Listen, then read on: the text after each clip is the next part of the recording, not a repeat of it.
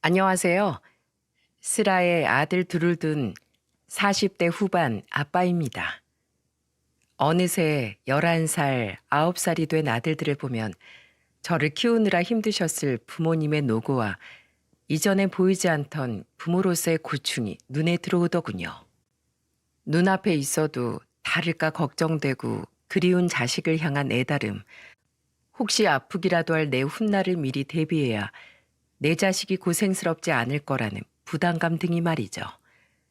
하지만 시간은 저와 제 자식들 모두에게 똑같이 흘러가기에 제가 더 좋은 부모가 되기 위해 고민해 볼 새도 없이 자식들은 어느새 훌쩍 자라더라고요. 그렇게 어영부영 저도 나이만 많은 부모가 되어가던 중 제 인생의 발도장을 찍은 아주 중요한 사건이 있었습니다. 그리고 이 흉흉한 세상에 이런 기적 같은 일도 일어난다는 걸 이야기하고 싶어 이렇게 사연을 보내게 되었네요. 저는 굉장히 구두쇠인 어머니 아래에서 자랐습니다. 어머니는 굉장히 어려운 가정에서 자랐다고 하셨거든요. 외조부님께서도 어머니가 15살이던 때 너무 이르게 돌아가셨다고 했고요. 아래로 동생들은 줄줄이 넷이나 되고 부모님이 남긴 유산도 일절 없으니 막막하기가 이를 데가 없으셨다네요. 그래도 어떻게든 동생들은 먹여 살려야 했으니 어머니는 닥치는 대로 일을 하셨다고 합니다.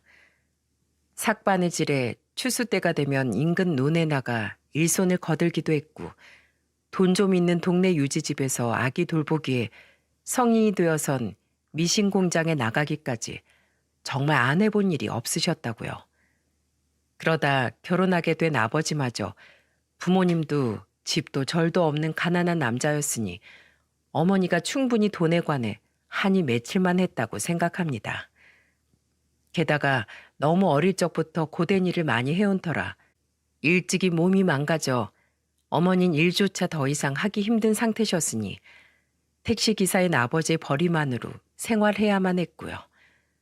하지만 어머니는 구두쇠처럼 사시는 와중에도 확고한 기준이 있으셨어요. 내가 그때 제일 서러웠던 게 뭔지 아니? 돈 앞에서 내 자신이 너무도 작아지는 거였다. 그 동네 사람들은 나를 돈만 주면 뭐든지 하는 계집애라고 불렀어. 게다가 내가 돈이 필요하다는 점을 악용해서 못된 짓을 하려는 놈도 있었지. 하지만 더럽고 검은 돈이라도 난 너무나 절박했던 터라 그 유혹을 뿌리치는 데엔 많은 노력이 필요했어. 그래도 나는 참았다. 최소한 내 동생들에게 그리고 나 자신에게 떳떳하고 싶었거든. 그러니 정길이 너도 항상 내 말 명심해라. 너 스스로 떳떳하게 살아야 돼. 사람 사이 인정을 버리지 말고 눈먼 돈을 탐하지도 말고. 알았지? 어머니는 덜 쓰고 덜 자고 덜 먹을지언정 절대로 남의 것을 욕심내거나 그릇된 일을 하진 않으셨어요. 자신이 할 수 있는 최선의 노력을 다하되 자신에게 주어진 것 외엔 눈길도 주지 않던 아주 올곧은 분이셨습니다. 아버지 또한 어머니의 올바른 성정을 아셨기에 어머니의 생활 방식을 존중해 주셨어요. 덕분에 저와 제 남동생 또한 어릴 적부터 아끼는 습관이 몸에 배었죠. 저는 그런 생활이 그럭저럭 나쁘지 않았는데 제 동생은 나름대로 불만이 많았던 모양이더라고요. 성인이 되어 대학을 졸업한 저와 동생은 사뭇 다른 길을 걷게 되었습니다. 저는 평범한 중소기업에 입사해 커리어를 쌓기 시작한 반면 동생은 악착같이 아르바이트를 하며 모은 돈으로 소자본 창업에 뛰어들었어요. 형, 난 이제 조망만한 돈 아껴 쓰고 그걸 쪼개고 쪼개 모으며 사는 삶 이제 그만 살고 싶어. 아주 지겹다고. 나는 크게 성공할 거야. 우리 부모님이 살아온 방식이 틀렸다는 건 아니지만 난 정말 다르게 살 거야. 소박한 삶에 만족하던 저와 다르게 동생은 그런 집안이 갑갑했던 모양이에요. 하지만 전 동생을 이해할 수 있었습니다. 그래서 저와 다른 길을 걸어가려는 동생을 마음으로나마 응원해 주었죠. 그렇게 동생은 몇 번의 실패를 딛고 드디어 작은 사업에 성공을 하게 되었습니다. 동생이 실패 후 좌절감에서 빠져나오기까지 얼마나 힘들어했는지 옆에서 지켜봐온 터라 나중엔 존경심마저 들었어요. 아주 오랜 시간이 걸리긴 했지만 제 나이 30 중반에 부모님은 결국 서울의 아파트 한 채를 사셨습니다. 비록 아주 새 것인 신축 아파트는 아니었지만 그래도 그 큰 돈을 근검절약만으로도 모으셨다는 사실이 아주 대단하고 박수 칠 만한 일 아닙니까? 심지어 저와 제 동생에겐 얼른 돈 모아서 너희 가정 꾸리라며 생활비나 용돈은 일절 받지도 않으셨는데요. 아파트에 입주하던 날 어머니는 큰맘 먹고 그날 저녁 소고기를 사오셨어요. 우린 아주 오랜만에 네 식구가 둘러앉아 고기 파티를 했죠. 어머니는 기분이 무척이나 좋으셨는지 웬일로 소주도 몇 잔 드시더라고요. 평소에 술을 입에 잘 대지 않았던 분인지라 금세 취기가 오른 어머니는 우리에게 이렇게 말씀하셨습니다. 이제 나랑 니들 아버지 노후 걱정 말고 너희끼리 알아서 잘 살아라. 네 아버지도 아직 정정하게 일하고 있고 우리 살 집도 이렇게 떡하니 마련해 놓았고 정 힘들면 이 집 팔아서 작은 집으로 다시 이사 가도 되니까 말이야. 너희들 일하면서 돈은 열심히 모으고 있지? 그럼요. 저 이번에 주식으로 좀 벌어들인 돈이랑 그동안 모은 돈 합치면 그래도 한 1억 5천은 돼요. 이번에 주식에서 꽤나 재미 좀 봤거든요. 저는 어깨를 으쓱이며 자랑스럽게 말했습니다. 나름대로 부모님께 배운 절약 습관에 틈틈이한 부업과 월급, 주식으로 이득 본 돈까지 합하니 저 스스로 생각해도 큰 소리 칠 만한 돈을 모았다고 생각했거든요. 이후 저는 회사 후배의 주선으로 만들어진 소개팅 자리에서 아내를 만나게 되었습니다. 회사 후배가 정말 저와 잘 어울릴 사람이 있다고 절 보챘었거든요. 저보다 3살 어렸던 아내는 조용하면서도 예의 바르고 고든 사람이었어요. 오랫동안 아프다 1년 전 돌아가신 아버지를 돌보느라 여태 모은 돈도 많이 없고 그렇기 때문에 결혼은 생각도 못했었다고 제게 말하더군요. 저는 아내가 너무 마음에 들었고 끈질긴 저의 구애 끝에 우리 만남을 시작하게 되었습니다. 그리고 2년 뒤인 제 나이 38에 결혼도 하게 되었어요. 아내와 어떻게든 높은 선에서 새 출발을 하고 싶어 그동안 돈도 더 열심히 모아서 말이죠. 저와 아내는 부모님의 집에서 그리 멀지 않은 아파트에 입주를 하게 되었습니다. 비록 절반이 넘게 대출금이었지만은요. 그리고 이듬해엔 저를 쏙 빼닮은 큰아들을 또 연이어 다음해엔 둘째 아들마저 품에 안아볼 수 있게 되었죠. 행복한 나날의 연속이었습니다. 제가 다니던 회사는 비록 소규모 회사이긴 했지만 꾸준히 성장을 하며 몸집을 불려가고 있었고 그에 맞춰서 저는 진급까지 하게 되었어요. 각각 3살, 4살이 된 아들들은 어린이집에 다니기 시작했고 아내는 운이 좋게 재취업에 성공을 했고요.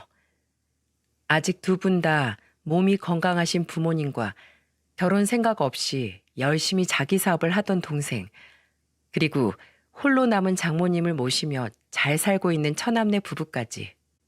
제 인생의 근심거리가 될 만한 먹구름은 그림자조차 찾아볼 수 없었습니다.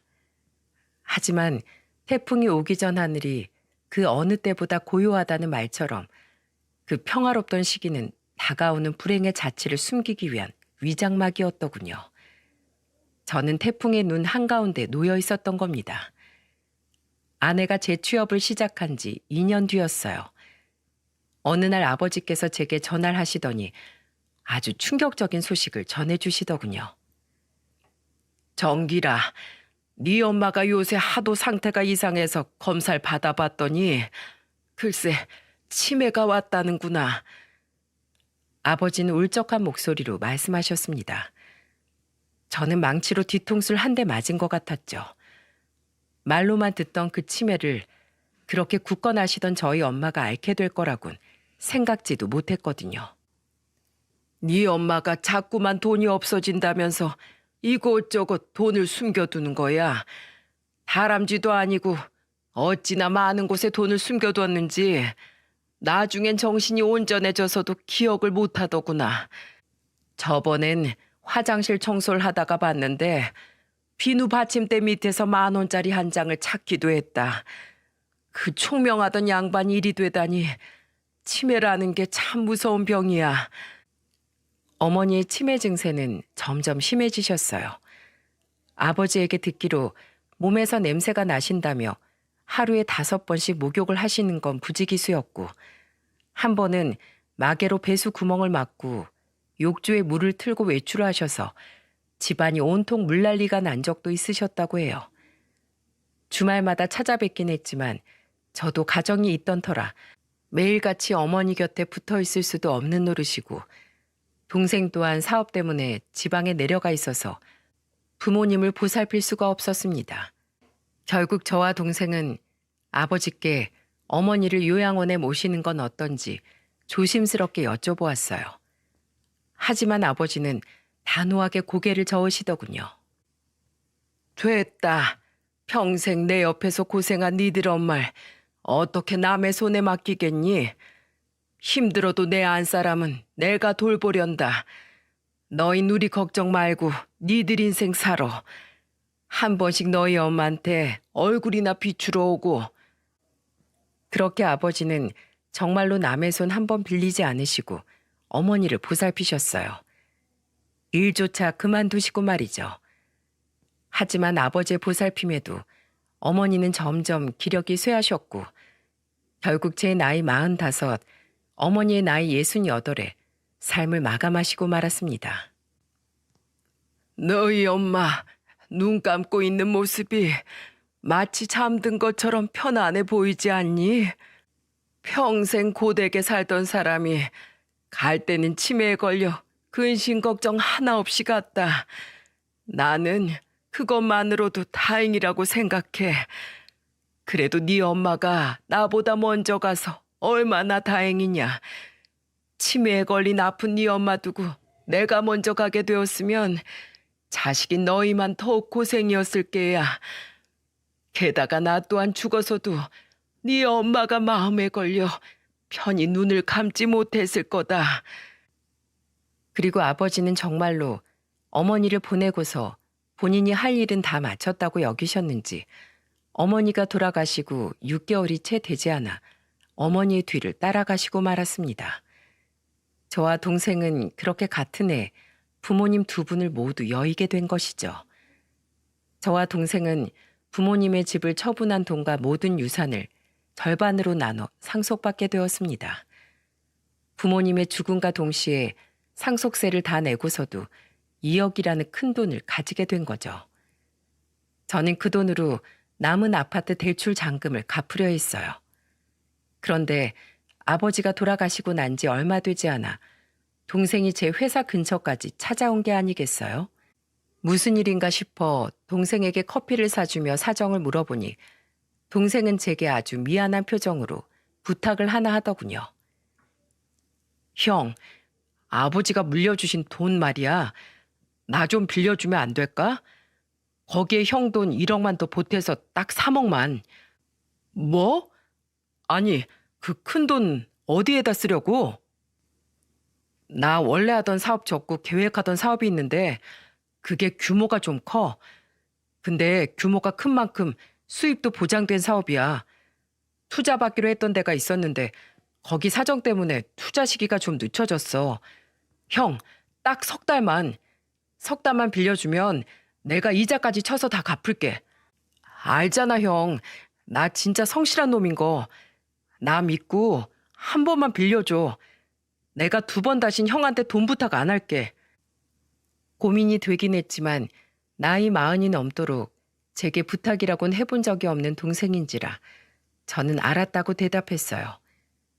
오죽 급했으면 저를 찾아왔을까 싶기도 했고, 동생 말처럼 뭐든 잘 해내던 녀석이니 지금 일이 잘못된다고 해도 제 돈 떼먹고 도망갈 놈이라곤 전혀 생각지 않았으니까요. 금방 갚겠다던 동생의 말에 저는 아내에겐 함구하고 아버지의 유산과 모자란 1억은 집을 담보로 대출을 받아 동생에게 딱 3억을 빌려주었습니다. 시부모라곤 하나 집안의 어른을 2명이나 잃은 아내의 어지러운 마음에 돌을 더 얹어주고 싶지 않았거든요. 이후 3개월이 지나도 통 연락이 없던 동생에게 먼저 연락을 했더니 동생은 한 달만 더 기다려달라고 부탁하더군요.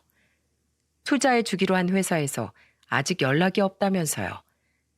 그렇게 한 달은 2달이 되고 또 3달이 되었습니다.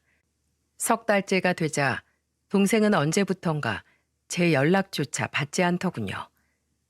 설마 싶었지만 너무도 느낌이 좋지 않아 저는 지방에 있던 동생의 거처까지 찾아갔어요. 그리고 그곳에서 아주 충격적인 소식을 듣고 말았습니다. 하루가 지나도록 집 앞에서 기다려도 동생은 오지 않았고 대신 옆집에서 대문을 나서던 아주머니 한 분이 제게 말을 걸더군요. 그쪽도 이 집 총각 기다리시오? 네? 네, 제가 형 되는 사람인데요. 또 누가 제 동생을 기다렸나요? 아이고, 형님이 계셨소. 안 그래도 이 집 총각한테 돈 떼먹히고 찾아온 사람들이 2이나 있었다오. 무슨 사업을 한다면서 투자금을 빌려갔다는데 그 사업이 쫄딱 망하고 이 집 총각은 해외로 도망을 갔다지 뭡니까?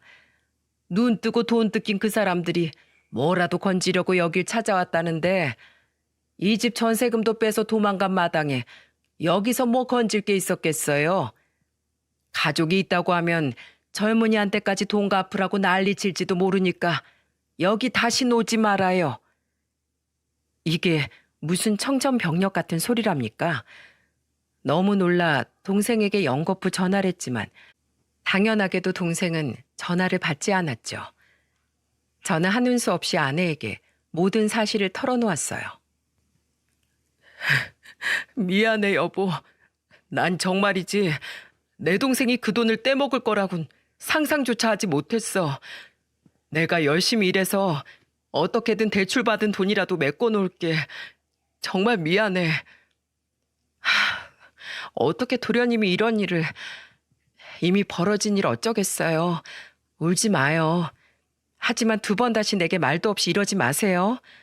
우리한텐 책임지고 키워야 할 아이들이 있잖아요. 착한 아내는 별소리 없이 저를 용서해 주었지만 저는 아내에게 미안해서 차마 고개를 들 수가 없었어요. 그렇게 우리 가족은 기존 아파트 대출금에 1억이라는 빚이 더 생기게 되고 말았죠. 하지만 열심히 일을 해서 빨리 그 돈을 메꾸겠다는 제 말은 지켜지지 못했습니다. 계속해서 상승세를 타며 성장을 하고 있던 저희 회사가 무리하게 사업 분야를 확정하다 그만 파산을 하고 만 겁니다. 다행히 그간 일했던 퇴직금은 건질 수 있었지만 그것만으로 빚과 생활비를 감당하기엔 턱도 없었죠. 재빠르게 이직을 해보려고 해도 나이가 나이인지라 그곳조차 쉽지가 않더군요. 하는 수 없이 전 지인이 소개해준 헌옷 수거 업체에서 헌옷 수거 기사로 일을 시작하게 되었어요. 게다가 엎친 데 덮친 격이라고 하죠. 불행은 끝나지 않고 계속되었습니다. 계속해서 두통을 호소하던 큰아들을 병원에 데려갔는데 검사 결과 뇌에서 양성 종양이 발견된 거예요. 뇌종양이었던 거죠. 큰아들은 총 2번에 걸친 수술을 받아야 했고 결국 아내는 직장까지 그만두고 아픈 큰아들 옆에 붙어 있어야 했어요. 아직 6살이라 아무것도 모르던 둘째 아들은 엄마가 매일같이 집에 있게 되었다며 좋아했지만 정작 아내와 제 가슴은 타들어가는 것 같았습니다. 집에 들어갈 돈이 산더미였으니까요. 그래도 어떻게든 사람은 살게 되어 있다던 말이 진짜더군요. 아내는 집에서 부업을 하고 저는 야간에 대리운전까지 뛰며 정말 악착같이 돈을 벌었습니다. 잠을 제대로 못 자 피곤해 죽을 것 같은 날이 계속됐지만 그래도 저는 꿋꿋이 버텼어요. 저는 가장이었으니까요. 아내는 힘들어하는 제게 이렇게 말해주었습니다. 여보, 분명 힘든 날이 있으면 좋은 시간도 올 거야. 우리 조금만 힘내자. 어? 다행히 우리 첫째 건강은 좋아지고 있잖아. 한 번도 힘든 내색 없이 제 뒤를 든든하게 받쳐주던 아내 덕에 저는 무너지지 않을 수 있었어요. 그렇게 하루 이틀 버티다 보니 정말 사는 게 조금씩 나아지긴 하더군요. 처음엔 옷들 중간에 끼어있던 신발 때문에 손가락이 꺾이기도 했고, 옷 사이에 잔뜩 숨어있던 벌레들에게 옷을 잡고 있던 팔을 점령당하기도 했어요. 눅눅해진 옷들 사이에서 풍기던 악취에 두통을 달고 살기도 했고, 옷들이 흙탕물 위로 엎어져 곤혹을 치르기도 했지만 이 모든 일들도 어느덧 익숙해지니 견딜만 하더군요. 게다가 감사하게도 큰아들은 2번의 수술 후 건강을 되찾았고 9살의 나이엔 학교로 돌아갈 수 있었습니다. 비록 2학년이 아닌 1학년으로 유급을 하긴 했지만 말이죠. 큰 돈을 차지하던 병원비가 줄어들자 저는 그제야 대리운전을 쉴 수 있게 되었습니다. 그렇게 큰아들이 다시 학교를 다니게 된 지 얼마 지나지 않았던 날이었어요. 그날도 저는 여느 때와 같이 일을 하러 헌옷 수거함을 들고 있었죠. 그리고 드디어 마지막 수거함의 문을 열었는데 저는 놀랄만한 광경을 목격하고야 말았어요. 어이쿠, 이게 다 뭐야? 그곳엔 5만 원짜리 지폐들과 골드바 모양을 한 금덩이들이 엄청나게 들어있었어요. 그만한 현금들과 금은 처음 보는 터라 너무 놀란 전 저도 모르게 주위를 두리번거렸어요. 다행인지 불행인지 하도 외진 골목이었던 터라 주위엔 행인들도 전혀 보이지 않았죠. 시간 안에 일을 끝내야 했기에 저는 우선 그 돈들과 금덩이들을 모두 모아 차에 싣고 일을 마무리했어요. 그리고 집에 돌아와 현금들을 세어보고 금 시세를 찾아보니 그것들은 못해도 좋기 5억은 되겠더라고요. 손이 덜덜 떨렸습니다. 솔직히 너무 욕심이 났어요. 이 돈이면 남은 빚도 갚고 이 힘든 일을 더 이상 하지 않아도 되고 아내도 아이들도 덜 고생시킬 수 있을 텐데 하는 생각이 제 머릿속을 가득 메웠죠. 하지만 저는 애써 그 욕심을 털어버리려 머리를 세차게 저었습니다. 돌아가신 어머니의 말씀대로 내 것이 아닌 돈은 애초에 탐을 내는 게 아니라는 생각이 들어서 말이죠. 게다가 정상인 사람이라면 적어도 이 큰 돈을 헌옷 수거함에 이렇게 쑤셔 넣진 않았을 거라는 생각 또한 들었어요. 그래서 저는 다시 그것들을 가방에 넣고 지구대로 향했습니다. 경찰들도 어마어마한 가방 속 내용물에 입을 떡 벌리더군요. 대단하시네요. 보통 이런 눈먼 돈이 생기면 솔직하게 신고하기가 쉽지 않을 텐데요. 제가 간이 작은 소인배라 그렇죠 뭐. 아무튼 수고하세요. 잠시만요. 혹시 주인을 찾게 되면 그분들이 따로 살해를 하고 싶어 할지도 모르니까 여기 이름하고 연락처 좀 적어주고 가세요. 경찰들의 말에 저는 별 생각 없이 연락처를 적고 집으로 돌아왔습니다. 집으로 돌아와서 생각해보니 굳이 무슨 살해금을 받나 싶어 괜히 적고 왔나 싶긴 했지만 어찌됐든 정직한 일을 하고 왔다고 생각하니 내 자신이 뿌듯하게 느껴지더라고요. 그리고 닷새 뒤 정말로 지구대에서 연락이 오더군요. 경찰들은 CCTV로 동선을 추적해 주인을 찾았다고 했어요. 어느 백발의 할머니가 그것들을 여행 가방에 담아와서 전부 헌옷 수거함에 넣고 가셨더라고요. 그런데 박정길 씨, 그 댁 할아버지가 박정길 씨한테 꼭 살해를 하고 싶다고 하네요. 그래서 연락처 좀 알려달라고 하시는데 알려드려도 될까요? 아, 그래요. 괜찮긴 한데 알겠습니다. 연락 달라고 해주세요. 저는 살해금을 받을 생각보단 그 할머니가 그런 일을 한 사정이 더 궁금했어요. 그래서 자초지종을 듣기 위해 흔쾌히 경찰의 말에 알았다고 대답을 했죠. 그리고 다음 날 저는 한 할아버지에게서 전화를 받게 되었습니다. 사장님, 경찰관 분들에겐 말씀 들었습니다. 제 돈을 찾아주신 분이라고요. 정말 감사드립니다. 제가 사례를 좀 하고 싶은데, 사례는 괜찮습니다. 저는 그냥 할머니가 왜 그러셨나 궁금해서 그걸 여쭤보고 싶었어요. 사람 사는 사정이야 다들 제각각이지요. 그러지 말고 사장님, 제 마음이 불편해서 그러니 제발 사례를 받아주시면 안 될까요? 하지만 연이은 제 거절에도 할아버지는 계속해서 제게 사례를 하고 싶어 하셨어요. 좋은 거절이야 한두 번이지 실랑이가 계속되니 저도 슬슬 지치더군요. 그래서 사정이고 뭐고 그냥 궁금해하게 포기하고 저는 할아버지와의 통화를 마무리하려 했습니다. 그런데 그때 할아버지가 다급하게 저를 부르더군요. 자, 잠시만요. 그럼 더 이상 살해하겠다는 말은 않겠으니 저희 집에 한 번만 찾아와 주세요. 제가 밥이라도 한 끼 대접하고 싶어요. 옛날부터 고마운 일이 있으면 식사라도 대접하는 게 인지상정이고 예의 아니겠습니까? 부탁드립니다. 돈을 주겠다는 것도 아니고 제발 밥이라도 한 끼 먹고 가라는 할아버지의 말을 더 이상 매몰차게 거절하기가 어려워 저는 하는 수 없이 알겠다고 대답을 했습니다. 그리고 그 주 주말 할아버지께 들은 주소로 찾아간 전 깜짝 놀라고 말았어요. 2층짜리이던 그 집은 딱 보기에도 굉장히 비싸고 좋아 보였거든요. 그리고 할아버지 안내에 따라 들어간 그 집에서 저는 거실 한가운데에 걸린 가족 사진을 보게 되었습니다. 사진 속엔 할아버지와 할아버지 아내로 보이는 할머니, 그리고 저보다 조금 젊어 보이는 아들 2명이 아주 환하게 웃고 있었어요. 그리고 그 아래에 서서 저를 맞아주시던 할머니께 고개 숙여 인사를 하려는데 할머니의 돌발 행동에 저는 무척이나 당황하고 말았죠.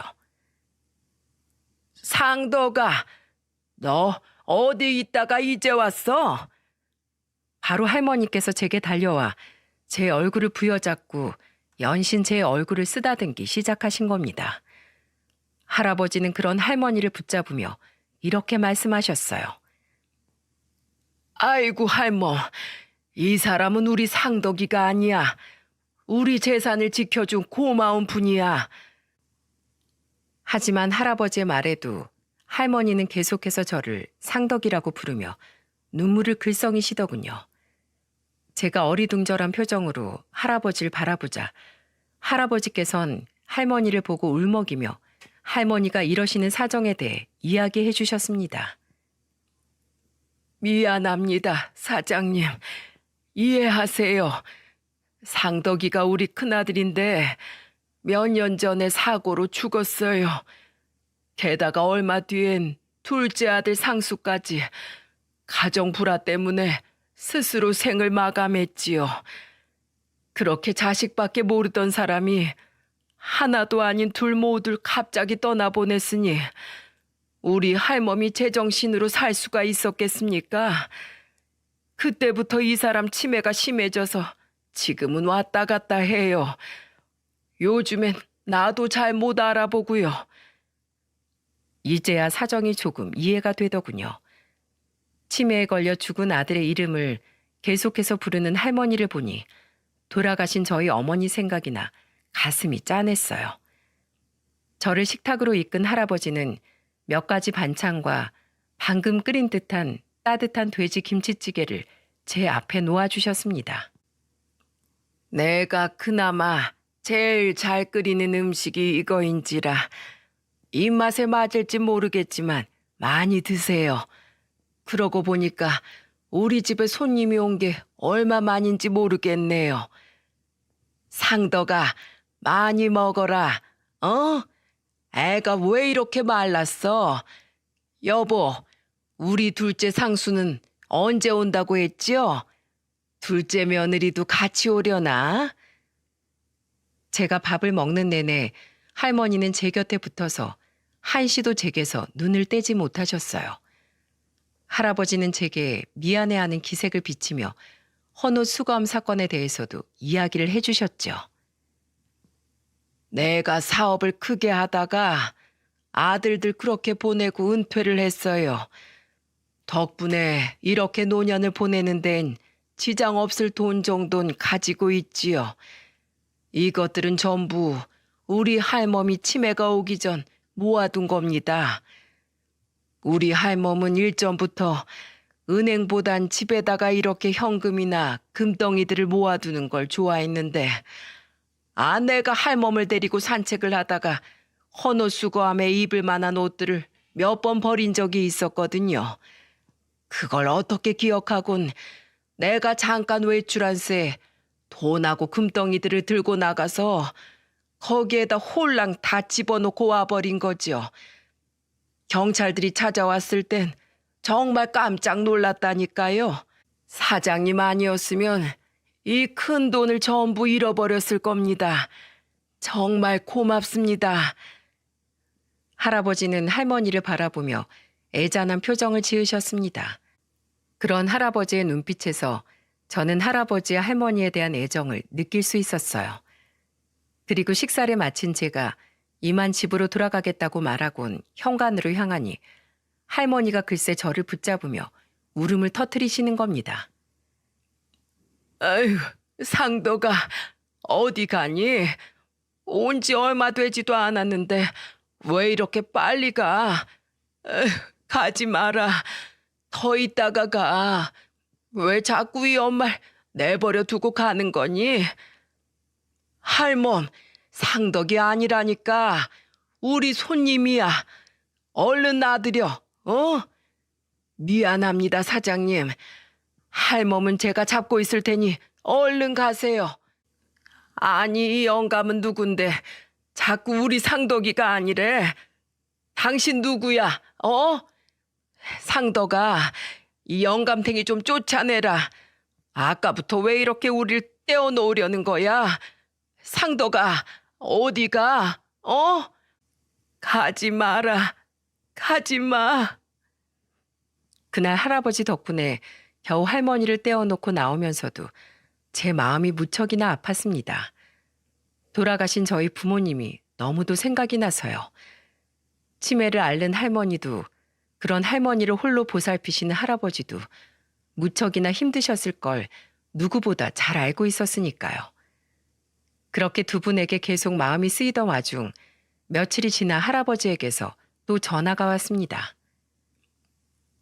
미안합니다, 사장님.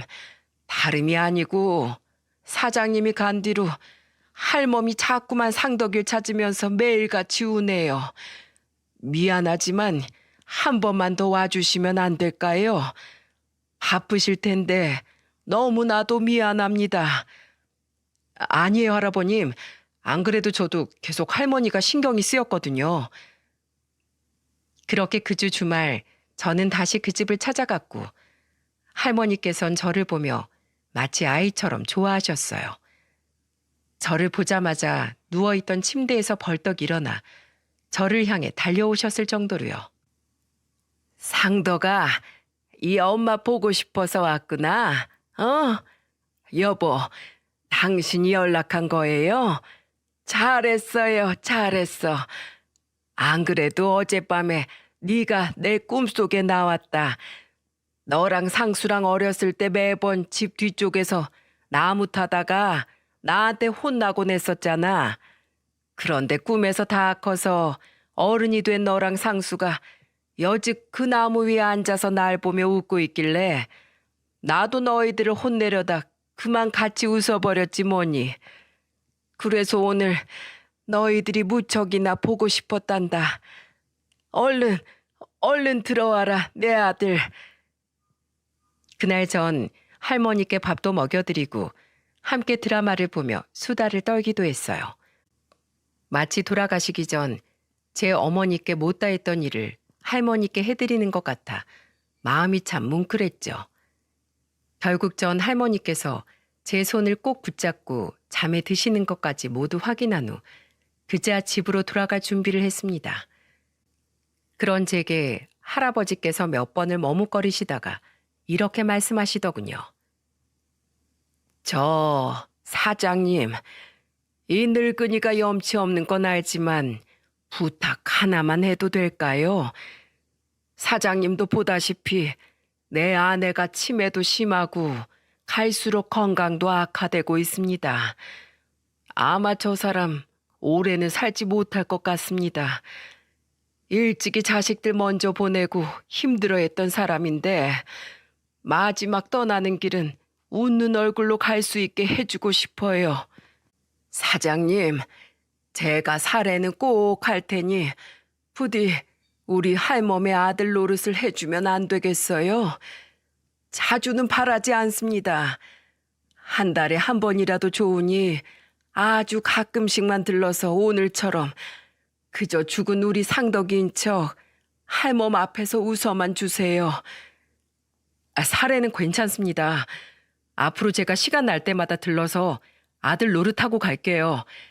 저야 뭐 보시다시피 보잘것없는 사람이지만 제가 오는 것만으로도 할머니가 좋아하시고 할머니께 위안이 된다면 기꺼이 그래야죠. 무엇보다 저희 어머니도 치매로 돌아가셔서 저도 할머니가 남같이 느껴지지가 않아요. 저는 어깨를 으쓱하며 할아버지께 웃어 보였습니다. 그렇지 않아도 계속 할아버지와 할머니께 마음이 쓰였던 터라 할아버지께서 그렇게 말씀하시지 않아도 제가 먼저 가끔 이 집에 들러도 되겠냐고 여쭤볼 심산이었거든요.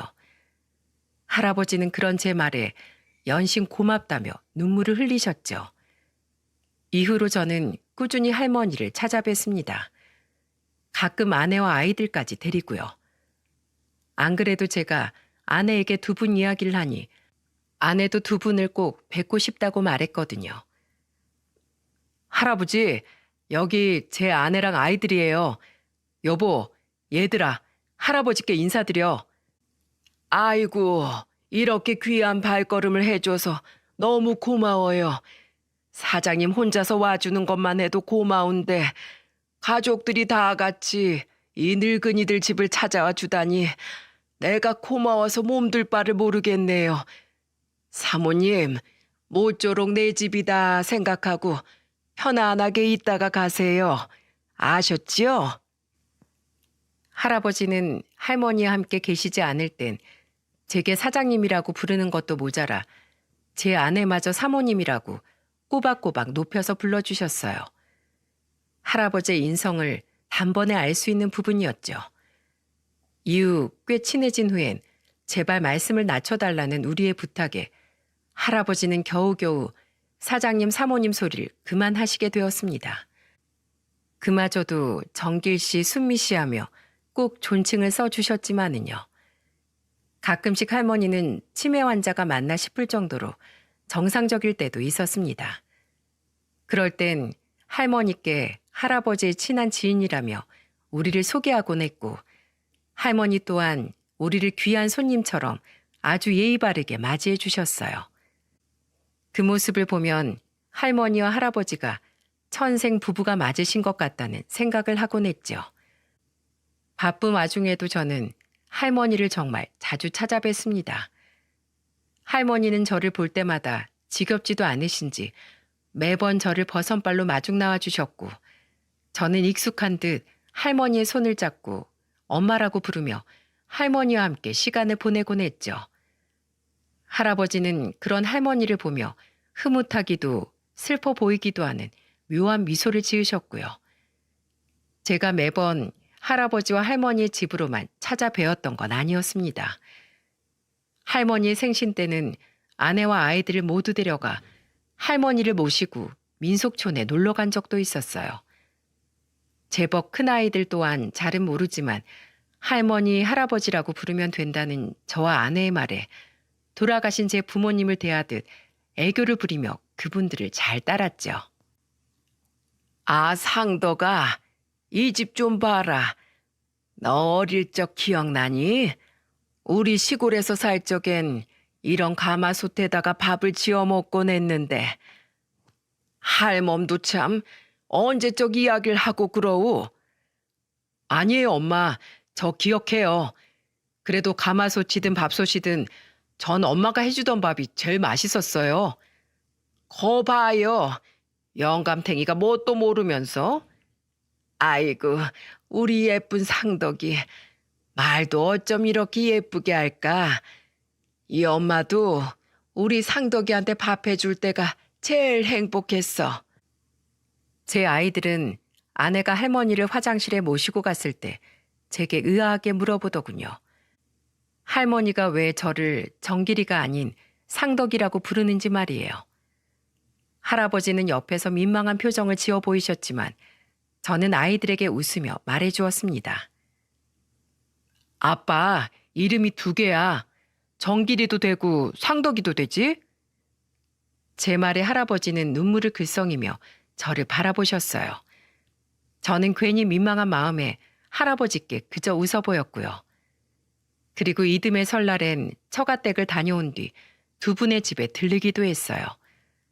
걱정대로 두 분께선 명절 음식도 차리시지 않고 쓸쓸한 명절을 보내고 계시더라고요. 엄마, 아버지, 아들 상덕이 왔어요. 할아버지는 놀란 눈으로 달려나오셨고 할머니는 한박 웃음을 지으며 침대에서 우릴 맞아주셨어요. 아니, 정길 씨, 아니, 상덕아, 이 명절에 어떻게 여길 찾아왔어? 명절인데 당연히 아들이 부모님 집에 와야죠. 전하고 음식들 좀 싸왔어요. 떡국은 애들 엄마가 꼭 와서 끓여드리고 싶다면서 재료도 사왔고요. 얘들아, 할아버지 할머니께 세배하자. 저와 우리 가족들은 남은 명절 동안 그 집에서 쓸쓸함이 감돌 틈이 없게 아주 소란스러운 시간을 보내다 왔습니다. 설 특선 영화도 보고 함께 윷놀이도 하면서 말이죠. 몸이 좋지 않아 거동마저 불편해지신 할머니께선 기어코 침대에서 일어나 소파에 앉아 모든 시간들을 함께 하셨고요. 그렇게 할머니의 아들 상덕이로 지낸 지 1년 4개월이라는 긴 시간이 지나고 할머니께선 결국 세상을 떠나셨습니다. 점점 건강이 악화되다 할머니는 결국 병원에 입원을 하셨어요. 그리고 입원하신 지 얼마 되지 않아 할아버지께선 제게 전화로 할머니가 위급하다는 소식을 전하셨지요. 정길 씨, 우리 할멈한테 남은 시간이 얼마 남지 않은 것 같아요. 병원에서 가족들을 전부 부르라고 했는데 알다시피 우리가 남은 가족이 없어서요. 혹시 정길 씨가 좀 와줄 수 있을까요? 마지막으로 할멈이 정길 씨를 보고 가면 참 좋아할 것 같아서요. 저는 두말할 것 없이 병원으로 곧장 달려갔습니다. 제게 연락을 받은 아내 또한 아들들을 데리고 병원에 도착했고요. 눈물을 흘리며 할머니의 손을 잡고 계시던 할아버지는 제가 도착하자 조용히 옆으로 비켜주셨어요. 저는 잠시 머뭇거리다가 할머니가 누워 계신 침대 옆 의자에 앉아 할머니의 손을 잡아드렸고요.